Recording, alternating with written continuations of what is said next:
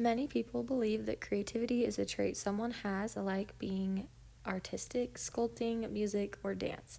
But we are all, in fact, creative.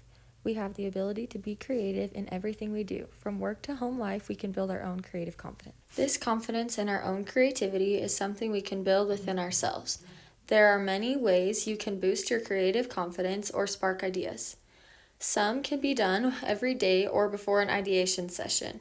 Here are some of my favorites. First is to choose creativity. This is an important step in boosting your creative confidence. Creativity doesn't follow resistance, so making this choice to choose creativity will help you open yourself to new ideas. Always keep your mind open and allow yourself to create. Second is to think like a traveler. Expose yourself to new ideas by turning on fresh eyes to your surroundings. Just like a traveler experiences a new place in awe, allow yourself to find new things in familiar places. It'll help you gain new perspectives. Third, ask questions starting with why. This can help you dive deeper into the subject matter by quickly moving past surface level details. This allows you to be open to other supporting details that will help you explore new avenues. Last, build a creative support network. Not only can it be more fun, but creativity can flow easier when bouncing ideas off of other people within a group. Within this group, make sure all judgment is set aside. This will allow the group to better build off one another's thoughts without saying no. You can do exercises to improve your creative thinking as well. One exercise is called mind mapping.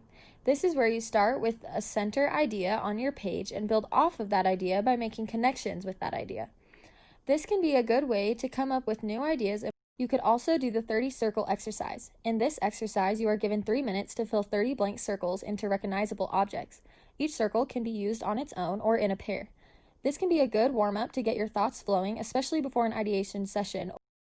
As you build your creative confidence, you will be able to better design experiences of all types.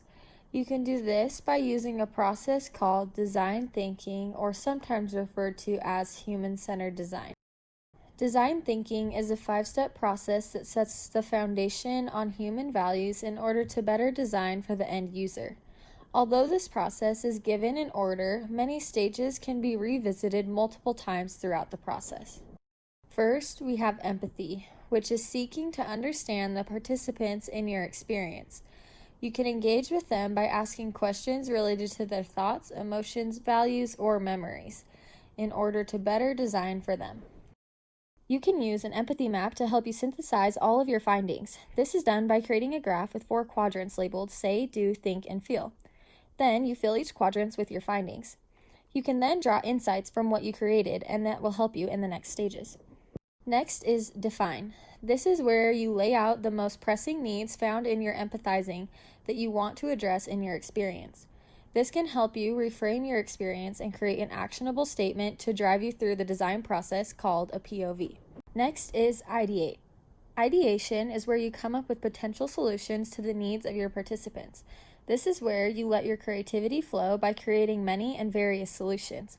When ideating, it is good to think of the experience-scape elements. The experience-scape is made up of 6 elements that can enhance or take away from an experience. It is good to keep these elements in mind throughout the ideation stage to ensure you are bringing these elements in a positive way during your experience. Next is prototyping. In this stage, you take your ideas and put them into action. This is anything that the participant can interact with. This stage will help you take a new perspective on your ideas and make changes where needed. In this stage, you can also use experience maps and touchpoint templates to help you further your design. An experience map helps you lay out your prototype by helping you think about each main point in your experience. This includes the reactions of your participants to each point, the front stage contributors, and the backstage contributors. A touchpoint template helps you take each main point of your experience, called a touchpoint, further in depth. This can include your desired reactions, interactions, and results of the touchpoint, co-creation, enhancement, and how you can transition to the next touchpoint. Finally is testing. In your testing, you want to present your prototyped experience to potential participants in order to receive feedback on your design. After receiving feedback, you might want to return to other stages of the process to make adjustments where needed. By combining your creative confidence and the use of the design thinking process, we can create better experiences for all those around us. These applicable steps can be used to take into our own company to better the employee experience and customer experience, and overall improve the company as a whole.